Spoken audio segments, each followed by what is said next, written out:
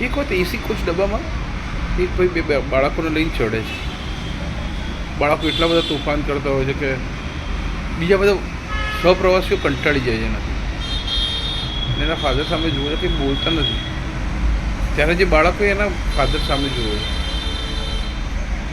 અને એના ફાધર એની સામે હસે છે. કોચના લોકો એમ વિચારે છે કે એના છોકરા આટલા તોફાન કરે છે અને છતાંય એના ફાધર એને પ્રોત્સાહન આપે છે. પછી એકાદ જણ બે જણ ઊભા થઈને કહે છે કે યાર તમે કેવા વ્યક્તિ છો, તમારા દીકરા આટલા તોફાન કરે છે, તમે એને પ્રોત્સાહન આપો છો.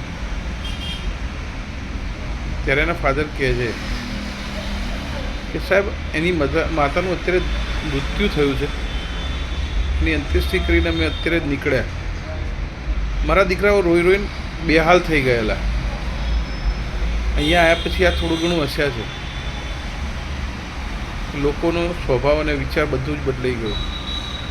માણસની પરિસ્થિતિ જોઈને જ કોઈ પણ વર્તન કરવું એ આ વસ્તુ આપણને શીખવે છે. મારું નામ કિરણ સુશીલાબેન પારેખ.